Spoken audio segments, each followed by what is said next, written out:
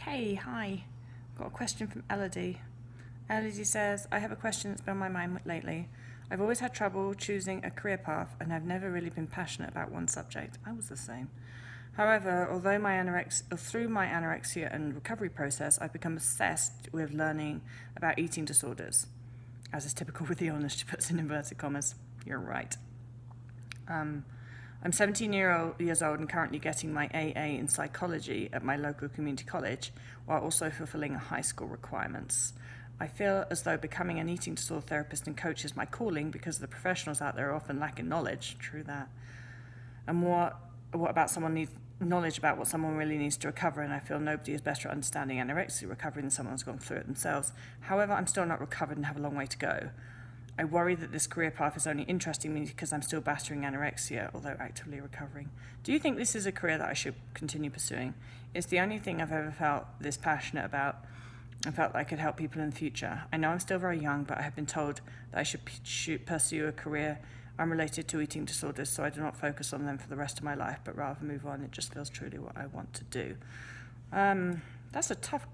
Maybe that was actually from Ava. Anyway, I think that was from Elodie. I'm getting people's names mixed up.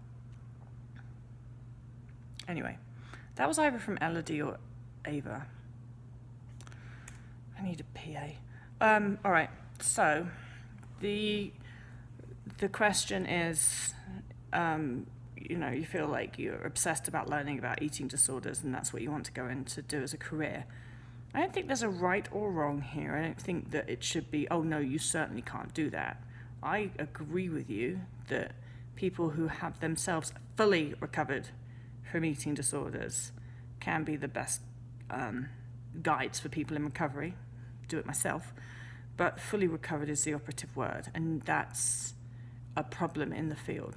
Is when people who are not fully recovered and still restricting themselves try and help other people, because it's like, I don't know, it just seems it's inauthentic, it's problematic for the person who is trying to do the helping because they're not focusing on their own recovery. It's also often problematic for the people that they're trying to help because they're restricting themselves and probably engaging in behaviours that they shouldn't be in themselves. But I think if a person's fully recovered, then why not, if that's what you really want to do? I know that, so I myself, when I was in recovery, I was the opposite of obsessed with eating disorder stuff. I really wasn't at all. But it was also before there were blogs and before YouTube for sure, and podcasts and stuff like that. So even if I had been, and there wasn't really any avenues for me to be obsessed with it. But I was actually the opposite. I was kind of like, I'm just going to ignore everything about anorexia because I still don't even want to associate with it. And then I took a good couple of years when I was recovered where I did nothing to do with eating disorders. Apart from, I kept my blog ticking along just because that was like something that was interesting to me. And when I started writing my blog, I was really not writing it. I didn't think anyone would ever read it. But then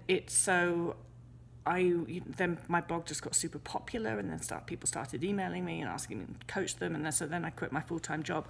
But I definitely didn't have a passion for, I'm going to go into help people with eating disorders. I mean, that sounds awful to say, but I didn't. I actually was in marketing and quite enjoyed it. But, enjoyed some parts of it. Anyway, you know what I'm passionate about? Horses. They don't pay very much money, though.